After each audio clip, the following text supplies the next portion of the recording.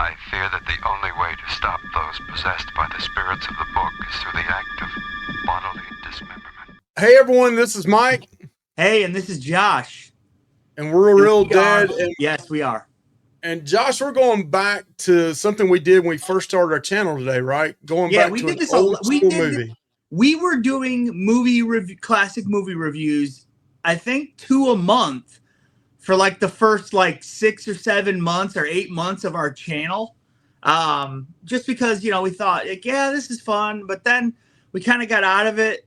And I think we're not thinking, we're going to do one a month from here on out, and we're going to let you guys vote on it every month for a couple of days at the end of the month. Well, I'll put it up 2 or 3 days before the end of the month.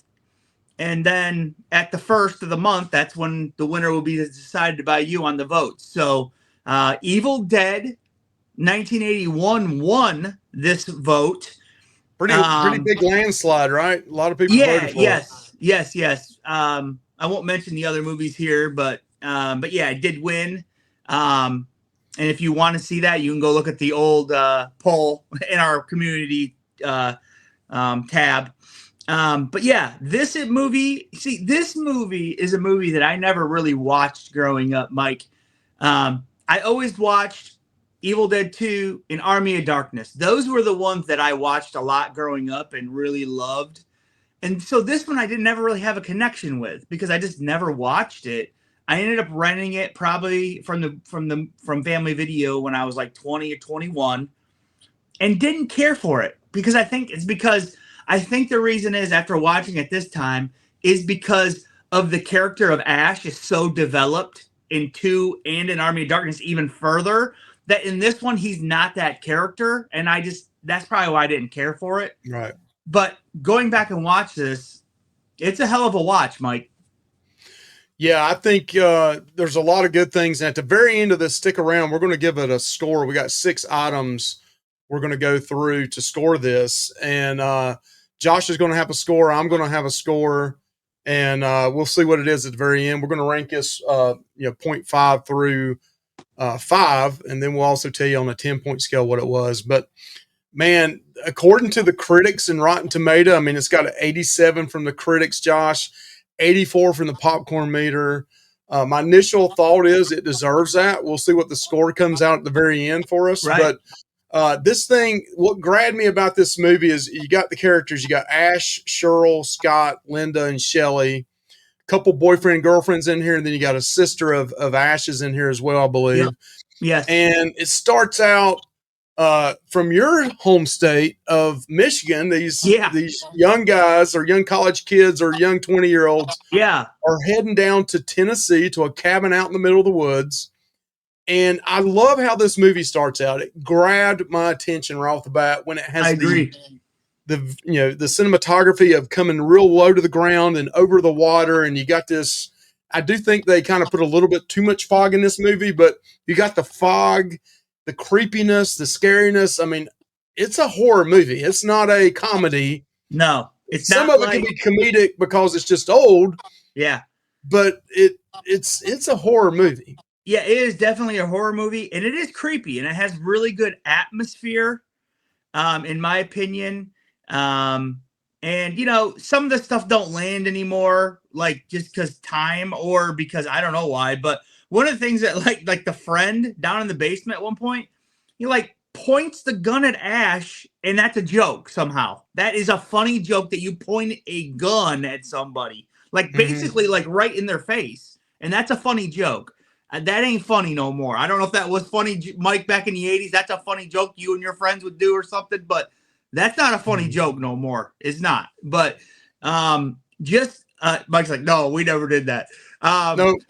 I know, but it's just I don't get why would you even do that. But just some things, I think for the most part, this aged very well with the story. I love the nothing. I don't know what to call it. The evil, the nothing.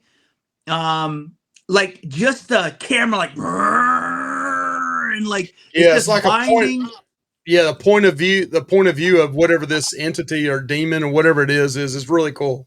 Yes, I love that. And then we get the Necronomicon in this, which is That was a great point, Josh, is finding this is what I loved about this movie because I mean it's really 4 or 5 young 20-year-olds in a cabin going to party, drink, and have sex. And then all of a sudden they find this tape recorder in the yeah.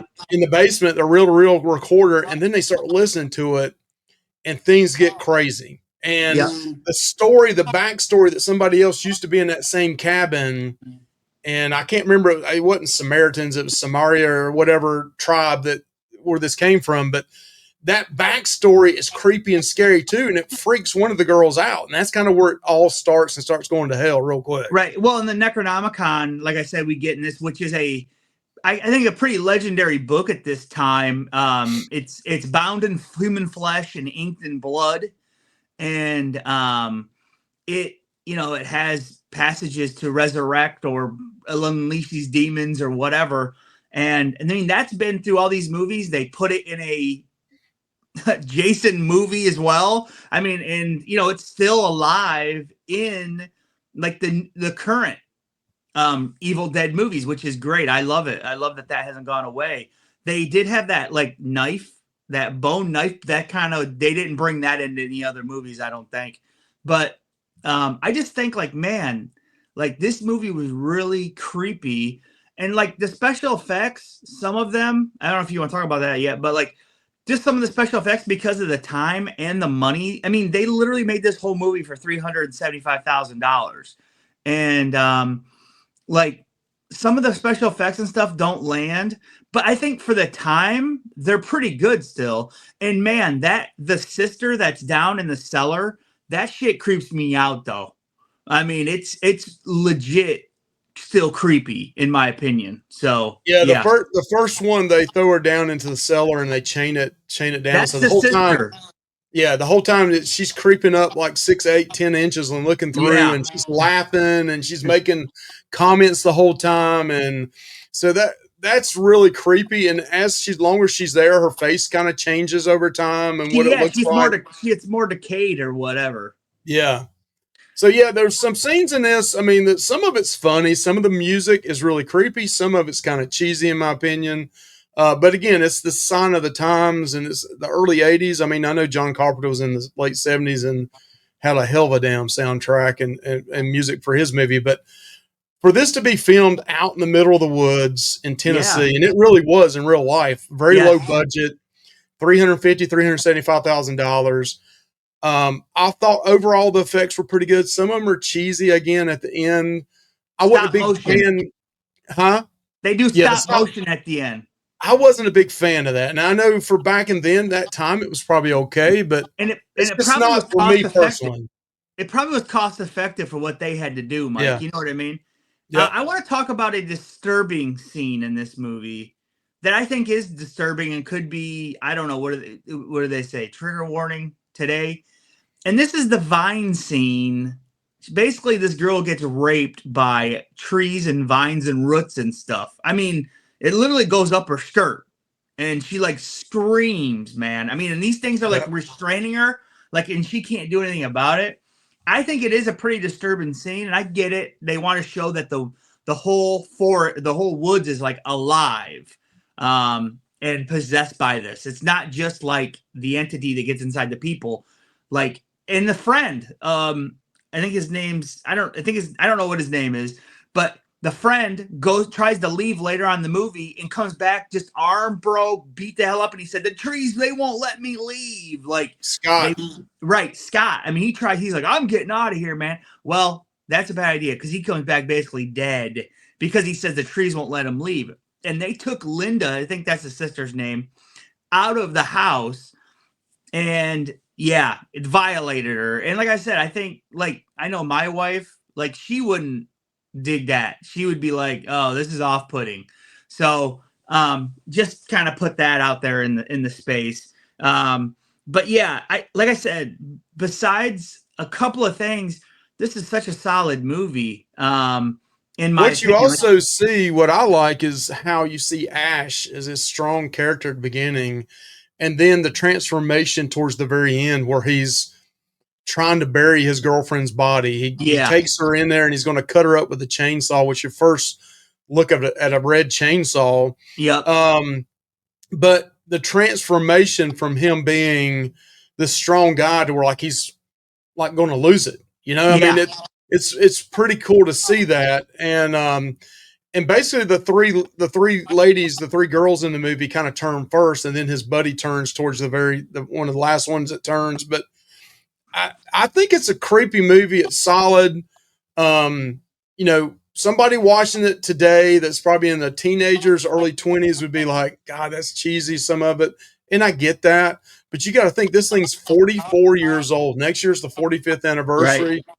And what Sam Raimi did for this time period on that budget, it makes me even respect somebody nowadays like Damien Leone with Terrifier that took $50,000 created a movie, or he took $250,000 created a movie. They spent $375 44 years ago and came up with this. Right. It's pretty amazing to me. Right. I think that acting, I think that a lot of these people were just no-name actors at the time. Yeah. And I think the acting's actually pretty good. Pretty effective. And you could definitely tell that Bruce Campbell, you know, he has potential out of the whole crowd. Like, you can just tell he has a presence about him. He's got that charisma about him. Yeah. Yes. And then one of the things I loved about the directing is like all like the close-ups and all this kinds of stuff that they were doing with the camera. And I love like I said, the spinning, and I just think it was really cool. And I don't know at that time in 1981 that you were seeing this kind of filmmaking. I just don't know if it was around. I mean, I wasn't alive yet, but there's a scene somewhere where Ash is in the cabin towards the very end, and like the camera angle comes like above him. Yeah. And like comes up and around, and you don't see that. And then also when the girl is running through the woods, right after the Vine situation, you see the camera coming from behind her, and then you see the camera in front of her too. So it's really cool, the angles that he did on this movie with the cinematography of it. And then the point of view of this demon or entity or whatever it is, it's just very unique for its time, in my opinion. It was definitely a trailblazer, in my opinion, for that type of movie, and kind of set the franchise up. Yeah.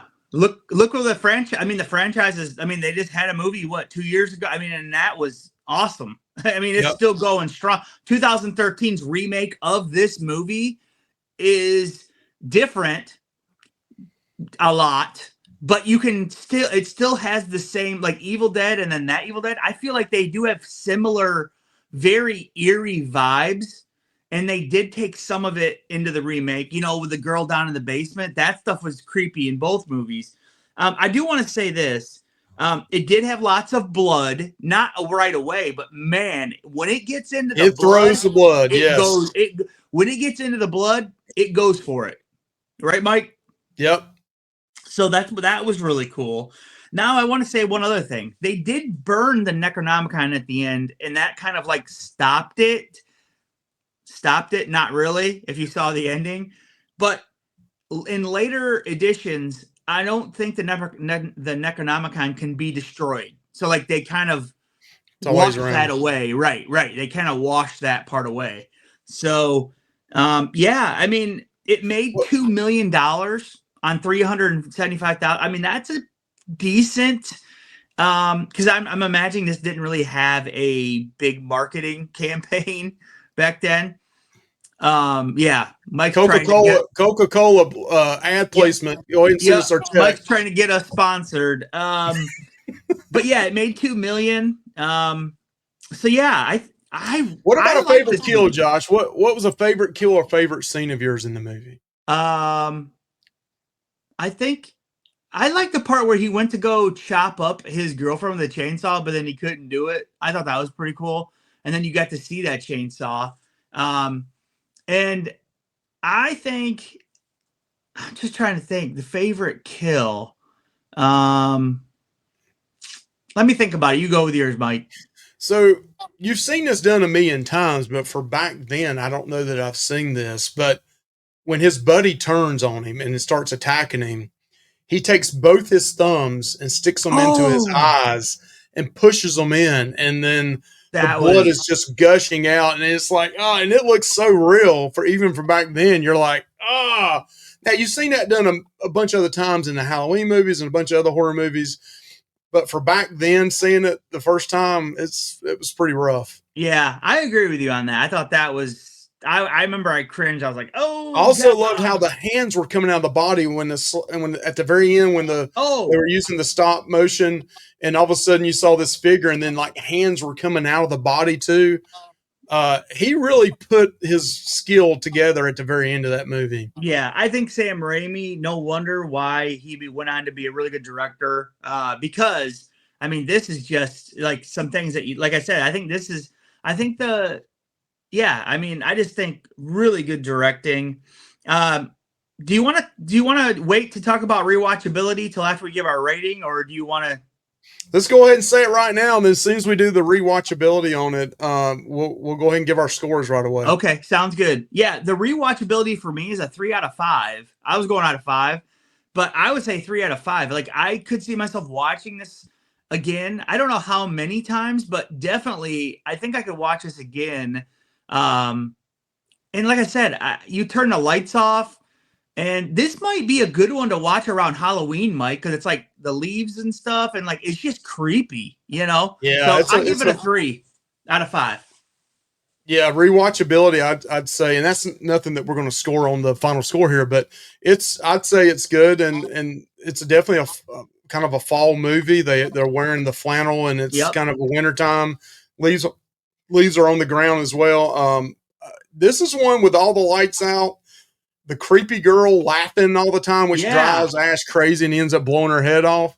Yeah, that's kind of creepy. It does get on your nerves a little bit. It's just on and on and on, and that's why Ash lost it and blew her head off. But yeah, it is really creepy, and it's better. It'd been a few years since I watched it. It's better than I thought it was. I mean, I just hadn't seen it in a few years. Same here. All right, so we're going to go ahead and share. All right, we're going to go through this real quick, and Josh is going to give his score, and I'm going to give my score. Yep. And go through these and see how this thing scores out overall for both of us. All right, so our first category is story and plot, evaluates the narrative, structure, originality, pacing, and emotional resonance. So this will be a score of 1 through 5. And Josh, what is your score on that? This is basically stars, but if you had to story and plot, structure, originality, I'll give it a 4. I'll give it a 4. Okay. Yeah, I thought it was an original kind of story, because like you got to think back then there weren't all these possession movies and all this like we have today. You kind of got to give it some grace because of that. You can't just say, "Oh yeah, there's been a million possession movies." Now, well, there wasn't back in 1981, so yeah, I think the pacing was really good in this. There's not, I mean, the very beginning is a little slow starting out, but once they find that, you know, the reel-to-reel in the basement, it really picks up. It's still exploring the creepy cabin. I'm going to give it a 4 as well, Josh. Yep. All right. Now don't copy me on every score, Mike. Well, okay, Josh. That's what I want to do in my life is copy everything Josh does. So, direction, access, the director's vision, storytelling, ability, and execution. I think he was ahead of his time on this one. I thought it was really, really good to be able to, you know, even you said it in today's society, it wouldn't go over well, but the whole Vine thing, I mean, that's really creepy, forward thinking. Yep. I'm going to give this a 4.5. I'll give it a 5. Okay. I think his vision was very strong, and it comes through. And like I said, I think it's a 5. It's a 5 out of 5 for me on that one. So acting focuses on the performances, chemistry, and believability of the cast, and that one's yours, Josh. I'll say 3.5. Okay. You definitely could tell. Like I said, I think the acting, even though they were new actors, I thought it was good. I mean, was it perfect? No, but I thought it was good. And so, yeah, I think 3.5 is fair. Yeah, I'm going to go with a 3 on this. I'm going to go a little bit lower than you on this one. A couple of them were really good. A couple of them, you know, it's probably the way the script was written and how they portrayed it, but I'm gonna go with a 3. And again, that's still, in my opinion, 2.5 to 3 is average. So it's a 3 for me. And then cinematography, looks at the visual style, camera work, lighting, and overall aesthetics. Wow, that's a 5 then, Mike, because this was, like you said, ahead of its time. I mean, this was, I think, kind of groundbreaking in a way. It probably influenced a lot of other directors and stuff later in life. I'm giving it a 5, Mike, because of that. And I'm going to go a little bit lower than that. Again, for its time and how much it costs, I wasn't a big fan of the stop motion at the very end of it. I'm going to go with a 4.5 on that one, Josh, a little bit less than you. So now we got music and sound. Review the soundtrack, score, sound design, how audio enhances the story. Did you think the audio added anything to this? To me, in parts, yes. In parts, it seemed a little out of place. So I'll give the music like maybe a 2.5 for me. Okay. And I get that because the scary, spooky stuff was okay to me. Yeah. Some of this other shit they put in there, I wasn't a big fan of it.